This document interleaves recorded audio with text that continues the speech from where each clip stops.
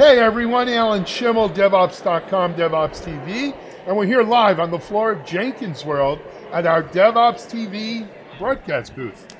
And I'm joined by Matt Rose. I'm not even going to attempt to remember what your title was, Matt, but Matt is a worldwide strategy, DevSec.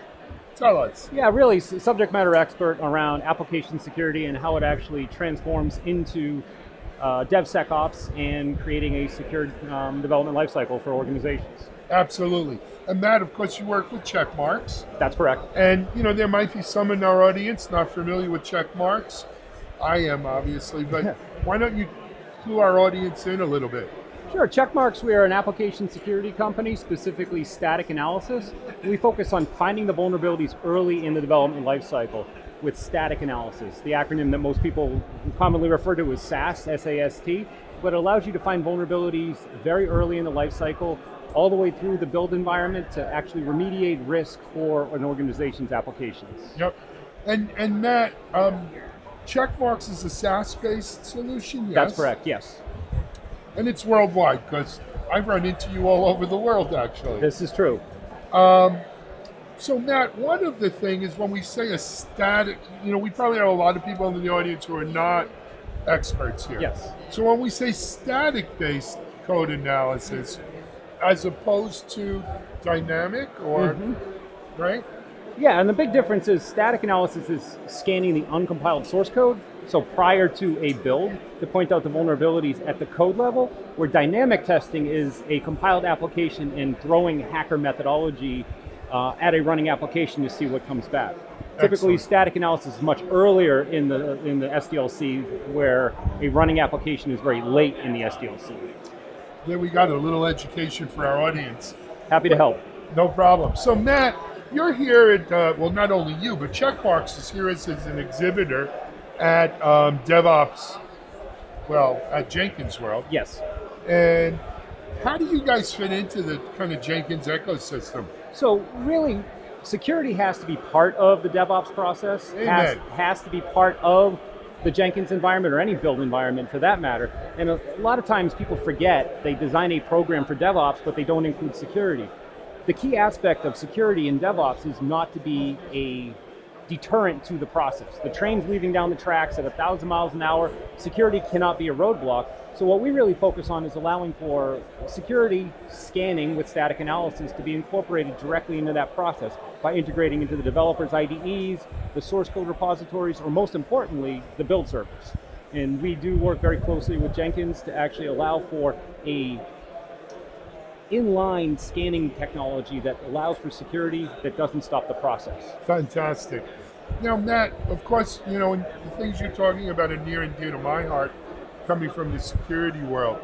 But how are you finding, it's interesting, I find a greater acceptance for security from the DevOps and Dev world than I find for Dev and Ops from the security world. True, not true? What do you think? Well, I think it depends on an organization. And what I'm seeing talking to organizations around the world is really everybody's down this journey to true DevOps right now. Very few feel like they're fully baked. They're transforming their software development lifecycle into a true DevOps environment, and they're thinking about security proactively in this process, because they don't want to design a process that is very effective in releasing applications responsive to the market, so on and so forth, but they don't want to forget about security, because if they introduce that program, then you're bolting on security and it's going to be an issue. You're not going to be part of the flow or the understanding. So I really see that developers are accepting to static analysis and security as long as it doesn't stop them from doing their day job. It allows them to do their day job, but still find the vulnerabilities early and really drive towards remediation, because that's the goal of any security program, is remediating risk, not just identifying risk. Agreed, agreed. So Matt, what about the security teams though? How do they feel about it? Well, security teams, I think, are very much involved, and they have to be, because this is what the industry is going to in terms of releasing any type of software application. And security teams set the policy. That's the biggest thing, is security are the experts on the vulnerability itself. They're not experts on the remediation usually. There are some very, very smart people from organizations that still could look at the vulnerability from a code standpoint, but they understand the risks and have to relay that information directly to the development staff. So they're very pro DevOps or DevSecOps, if you want to call it that, to allow them to automate and integrate, because typically the security teams are very small in terms of headcount, and you're dealing with a very large ecosystem of DevOps players, from the developers to the release engineers to the QA engineers. So anything that they can help their job in terms of identifying and remediating risk is a benefit. Great. Hey man, that sounds great. Matt, I want to thank you for joining with us. Well, thank you for having me, Alan. It's great to see you. It's great to see you. We've run into each other all spring, it seems. Yep. But it's also great having Checkmarx, and not just Checkmarx, but it's great seeing a security presence at a show like Jenkins World, because you're 100% right. We need a seat at this table. We need to be involved in this. And it has to be sort of a joint effort. Yeah, we proactively want to be involved in the DevOps community. That's the biggest thing. And if you look at the vendors that are presenting, it's very few security and more about the infrastructure of DevOps. But if you forget security, you're forgetting a key aspect of the DevOps program. I actually am doing a DevSecOps panel here tomorrow. Are you really? Yeah, called It's Not You, It's Not Me, It's We. And it's about how security is everyone's responsibility. So I don't know if there's other, I think that might have been the only DevSecOps. Now, do you use DevSecOps or SecDevOps? Everyone I talk to uses a different kind of phrase. So I've had major fights over this, as you may not know, but I'm squarely in DevSecOps. And I'm going to tell you something. I only do that to mollify my security friends. Gotcha. Because I think there's DevOps. Yep. There is one DevOps, and it's DevOps, and security's part of DevOps.